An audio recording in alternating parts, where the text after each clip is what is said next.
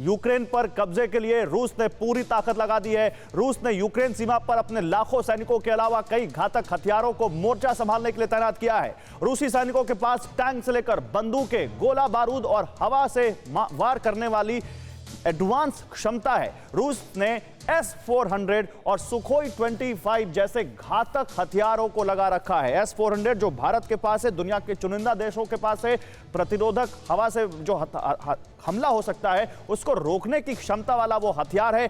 Sukhoi 25, advance fighter jet, Iskander ballistic missile, ये सब रूस तैनात कर रहा है। इसके अलावा हाइपरसोनिक मिसाइल रूस तैनात कर रहा है। रोबोट टैंक यानी जिनको वो दूर कहीं बैठकर कंट्रोल कर सकता है। स्काई माइंस यहां पर डॉग ट्रूपर्स वो लगा रहा है, स्काई माइंस को यहां पर वो लगा रहा है। डॉग ट्रूपर्स Tu-22M3 बॉम्बर को वो वहां डिप्लॉय कर रहा है। स्टेल्थ ड्रोन, हालांकि ड्रोन के बारे में कहा जाता है कि यूक्रेन के पास भी ड्रोन की अच्छी खासी टेक्नोलॉजी है और उनके पास महारत है ड्रोन्स में। 140 जहाज, सपोर्ट वेसल और 60 एयरक्राफ्ट भी रूस ने तैनात कर रखे हैं। BM-36 स्मर्च यूक्रेन की सीमा पर रूस ने तैनात किया है। अब इतने ज्यादा जो हथियार हैं, कुछ आम बोलचाल की भाषा में तो हम समझते हैं, कुछ ऐसे हैं जो हम समझते भी नहीं हैं। इसलिए एक्सपर्ट्स को हमने बुलाया यहां पर ताकि वो आपको समझा सकें। मैं अमेरिका पर आऊंगा सर। अमेरिका की पावर हम सब जानते हैं, सुपर पावर अपने को कोट करता है, लेकिन तालिबान से कैसे भाग के आया, अफगानिस्तान से हम सब ने देखा। जनरल मैस्टन, ये जो हथियार है जिनका जिक्र हम कर रहे हैं, ऐसा लगता है बहुत सारे हथियार जिनके बारे में हम जानते हैं और कुछ हथियार जिनकी तकनीकी दक्षता शायद हम ना जानते हो आपसे ज्यादा। क्या ये वो घातक हथियार हैं जो यूक्रेन को तो छोड़िए, नेटो से भी मुकाबला करने में महारत हासिल रखते हैं? देखिए, मैं गौरव ये बोलना चाहूंगा कि जहां तक हथियारों का सवाल है, बिल्कुल दोनों नाटो के बीच में या जो ये अलायंस बन रहा है और रशिया के साथ, और उनके पास जो हथियार है तकरीबन मैं बताना चाहूंगा कि दोनों बराबरी की टक्कर में हैं।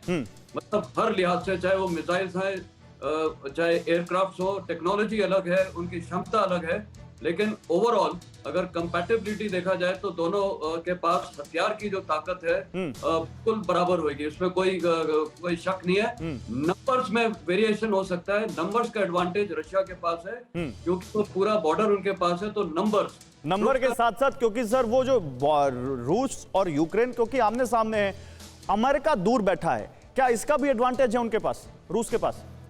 एडवांटेज है। देखिए, अमेरिका के पास अभी ये इनडायरेक्ट वॉरफेयर है।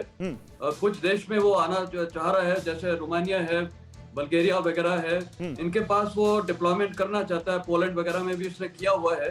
लेकिन क्या ये देश अपनी भूमि अलाउ करेंगे इस अगर युद्ध होता है यूज करने में, वो भी हमको देखना पड़ेगा। देखिए, अभी आपने ये भी बताया कि कनाडा और यूके अपने जो वहाँ ट्रुप्स हैं जो ट्रेनिंग वगैरह के लिए, उनको वहां से वापस निकाल रहा है। क्योंकि देखिए, वेस्टर्न डेमोक्रेसीज की एक बहुत बड़ी प्रिंसिपल है कि वो बॉडी बैग्स एक्सेप्ट करने के लिए उनको दिक्कत है।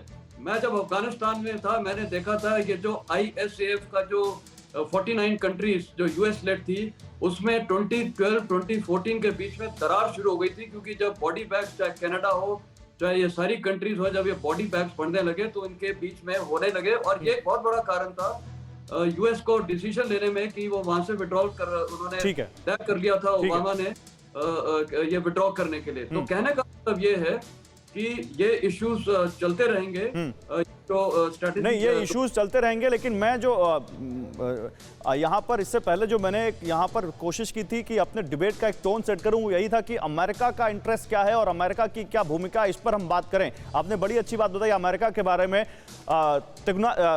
अनिल त्रिगुनायत जी, सर डिप्लोमेसी में आपका तो एक्सपर्टीज बहुत है, हमें समझाइए। जो इराक में हमने देखा, जो अफगानिस्तान में देखा, क्या वही यूक्रेन में भी हम देख सकते हैं? क्या अमेरिका का वही यहाँ पर रोल इरादा है, या फिर क्योंकि 40% ऑफ एनर्जी जो नीड्स हैं वो यूरोप की रशिया से पूरी होती हैं, चाहे नेचुरल गैस हो, चाहे क्रूड ऑयल हो, और चाहे फिर सॉलिड फ्यूल की हम बात करें, क्या ये भी एक बहुत बड़ा कारण है? अमेरिका की नजर इस पर भी है?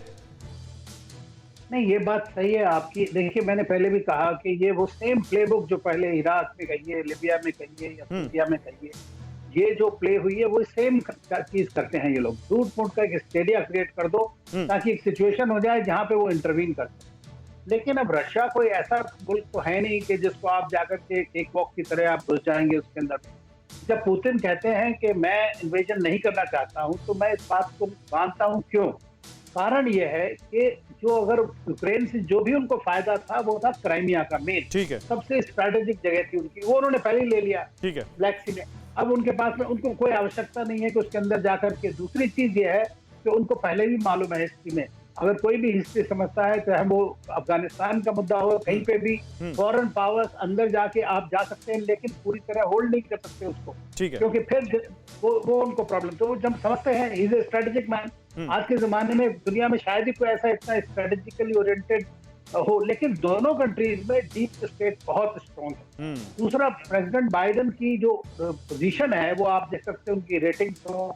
दूसरा, वहां पर अभी जो इलेक्शन होने वाले कांग्रेस के, उसके अंदर में उनको अगर कांग्रेस उनके हाथ से चली गई तो ये सारे मुद्दे बहुत ज्यादा इंपॉर्टेंट है। इसमें एक और सवाल है, मैं मनीष के पास जाऊंगा, उनसे ही पूछूंगा कि प्रेसिडेंट बाइडेन की रेटिंग भी बड़ी पिछले दिनों हैम्पर हुई है, तो क्या ये उसके जरिए भी यहाँ पर अपनी छवि को चमकाने की कोशिश भी है, जो तालिबान एपिसोड के बाद हैम्पर हुई है, तालिबान एपिसोड के बाद डेंट हुई है? लेकिन उससे पहले जरा 9 बड़ी खबरें आपको दिखाते हैं। परवाह देश की, सोमवार से शुक्रवार रात 10 बजे TV9 भारतवर्ष पर।